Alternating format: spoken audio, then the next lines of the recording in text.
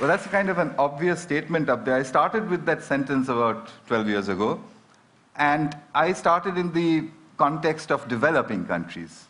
But you're sitting here from every corner of the world, so if you think of a map of your country, I think you'll realize that for every country on earth, you could draw little circles to say these are places where good teachers won't go. On top of that, those are the places from where trouble comes. So we have an ironic problem. Good teachers don't want to go to just those places where they're needed the most. I started in 1999 to try and address this problem with an experiment, which was a very simple experiment in New Delhi.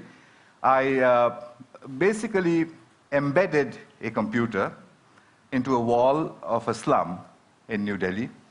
The children barely went to school, they didn't know any English, they'd never seen a computer before, and they didn't know what the internet was. I connected high-speed internet to it, it's about 3 feet off the ground, turned it on and left it there. After this, we noticed a couple of interesting things which you'll see, but I repeated this all over India and then through a large part of the world, and noticed that children will learn to do what they want to learn to do. This is the first experiment that we did. 8-year-old boy on your right, teaching his student, a 6-year-old girl, and he was teaching her how to browse. This boy here in the middle of central India, this is in a Rajasthan village, where the children recorded their own music and then played it back to each other, and in the process, they enjoyed themselves thoroughly. They did all of this in 4 hours after seeing the computer for the first time. In another South Indian village, these boys here had assembled a video camera and were trying to take the photograph of a bumblebee. They had downloaded it from Disney.com or one of these websites, 14 days after putting the computer in their village.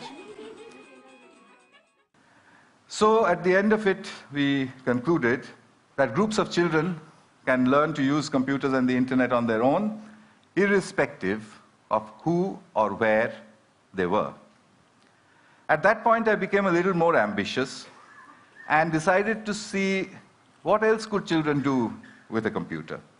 We started off with an experiment in Hyderabad, India, where I gave a group of children, they spoke English with a very strong Telugu accent. I gave them a computer with a speech-to-text interface, which you now get free with Windows, and asked them to speak into it. So when they spoke into it, the computer typed out gibberish. So they said, oh, it doesn't understand anything of what we are saying. So I said, yeah, I'll leave it here for 2 months. Make yourself understood to the computer. So the children said, how do we do that? And I said, well, I don't know, actually. And and I left.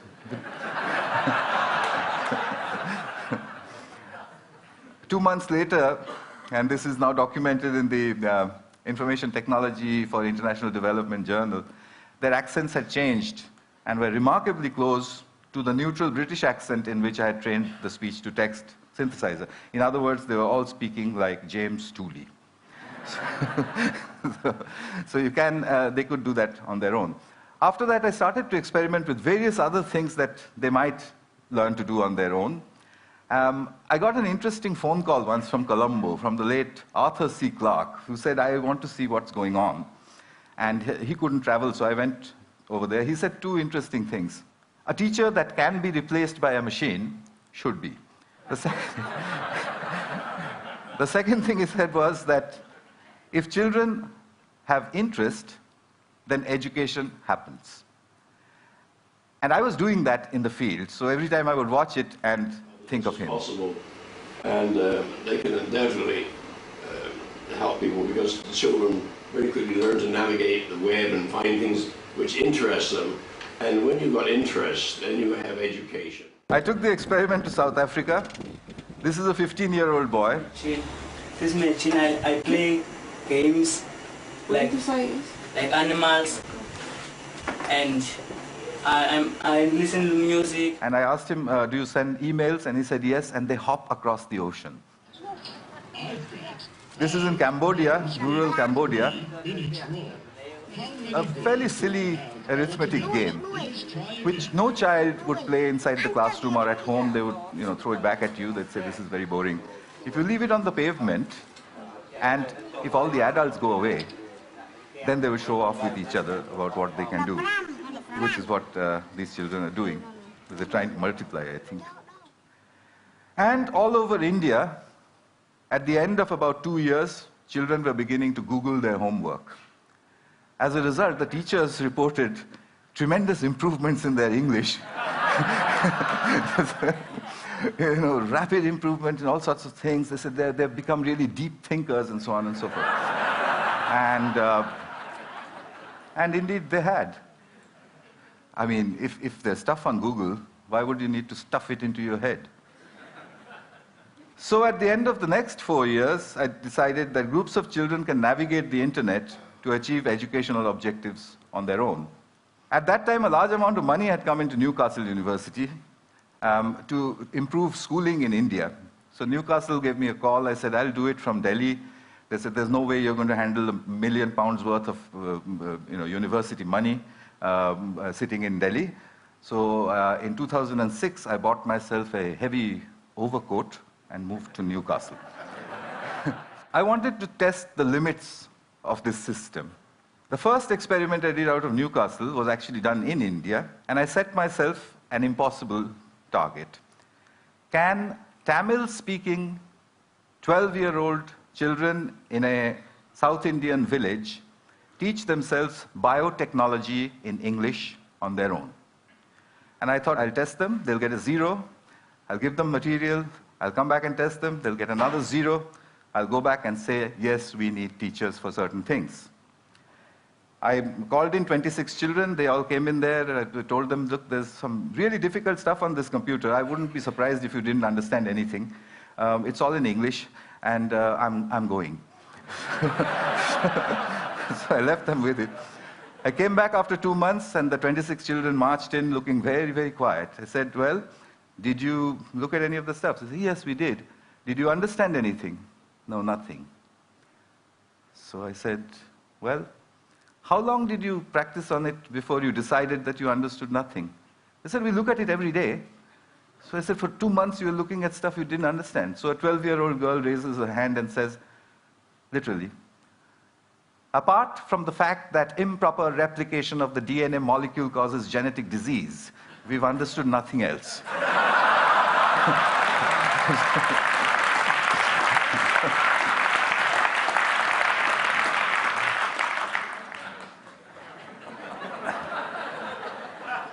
Took me 3 years to publish that. It's just been published in the British Journal of Educational Technology.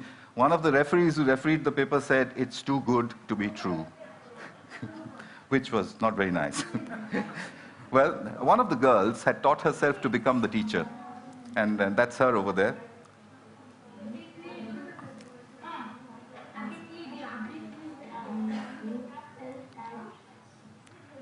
Remember, they don't study English. Where is it? Where is it? Neuron?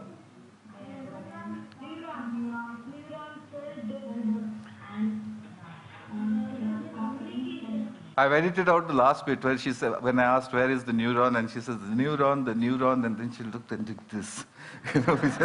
But her expression was not very nice. So their scores had gone up from 0 to 30%, which is an educational impossibility under the circumstances. But 30% is not a pass. So I found that they had a friend, a local accountant, a young girl, and they played football with her. I asked that girl, would you teach them enough biotechnology to pass? And she said, how would I do that? I don't know the subject. I said, no, use the method of the grandmother. She said, what's that? I said, well, what you've got to do is stand behind them and admire them all the time. Just say to them, that's cool, that's fantastic, what is that? Can you do that again? Can you show me some more? She did that for 2 months. The scores went up to 50, which is what the posh schools of New Delhi with a trained biotechnology teacher were getting. So I came back to Newcastle with these results and decided that there was something happening here that definitely was getting very serious. So having experimented in all sorts of remote places, I came to the most remote place that I could think of. Across the River Tyne, 5,000 miles from Delhi, is the little town of Gateshead.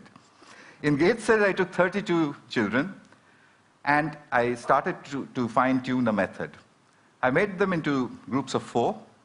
I said, you make your own groups of 4. Each group of 4 can use 1 computer and not 4 computers. Remember, from the hole in the wall. You can exchange groups. You can walk across to another group if you don't like your group, etc. You can go to another group, peer over their shoulders, see what they're doing, come back to your own group and claim it as your own work. And I explained to them that a lot of scientific research is done using that method.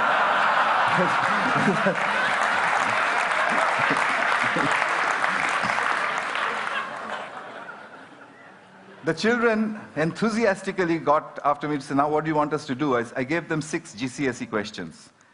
The first group, the best one, solved everything in 20 minutes. The worst, in 45. They used everything that they knew. News groups, Google, Wikipedia, Ask Jeeves, etc. The teachers said, is this deep learning? I said, well, let's try it. I'll come back after 2 months. We'll give them a paper test, no computers, no talking to each other, etc. The average score when I had done it with the computers and the groups was 76%. When I did the experiment, when I did the test after 2 months, the score was 76%.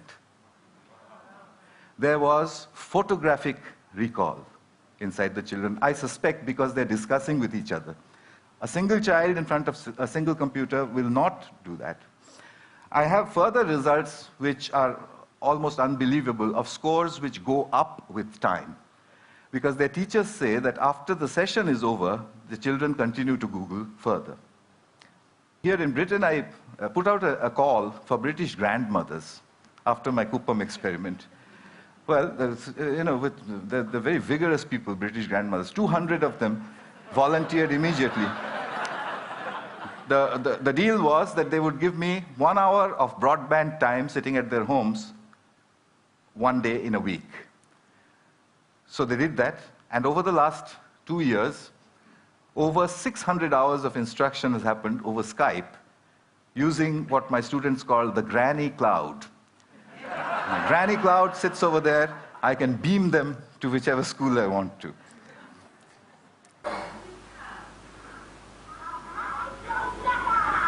You can't catch me. You say it. You can't catch me. I'm the gingerbread man.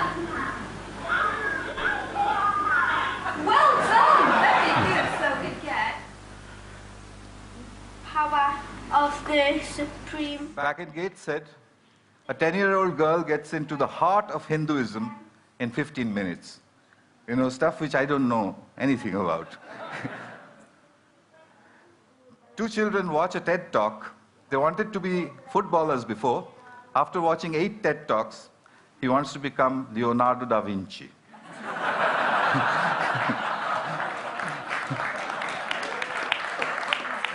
It's pretty simple stuff. This is what I'm building now. They're called souls, self-organized learning environments. The furniture is designed so that children can sit in front of big, powerful screens, big broadband connections, but in groups. If they want, they can call the granny cloud. This is a soul in Newcastle. The mediator is from Pune, India. So how far can we go? One last little bit and I'll stop. I went to Turin in May. I sent all the teachers away from a group of 10-year-old students. I speak only English, they speak only Italian. So we had no way to communicate. I started writing English questions on the blackboard. The children looked at it and said, what? I said, well, do it. They typed it into Google, translated it into Italian, went back into Italian Google. 15 minutes later,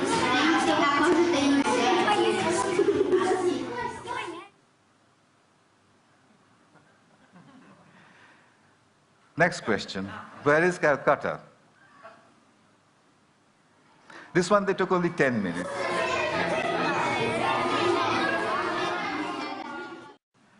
I tried a really hard one then. Who was Pythagoras and what did he do? There was silence for a while. Then they said, you've spelled it wrong. It's Pythagora.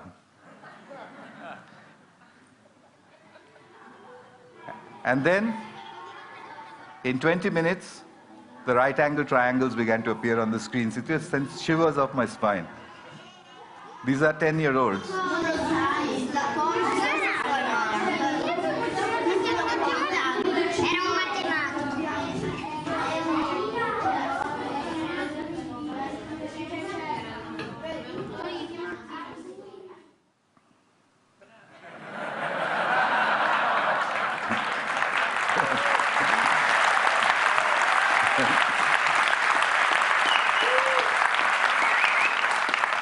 So you know what's happened? I think we've just stumbled across a self-organizing system. A self-organizing system is one where a structure appears without explicit intervention from the outside. Self-organizing systems also always show emergence, which is that the system starts to do things which it was never designed for, which is why you react the way you do, because it looks impossible. I think I can make a guess now. Education is a self-organizing system where learning is an emergent phenomenon. It will take a few years to prove it experimentally, but I'm going to try. But in the meanwhile, there is a method available. 1 billion children, we need 100 million mediators, there are many more than that on the planet, 10 million souls, $180 billion, and 10 years. We could change everything. Thanks. Thank you. Thank you.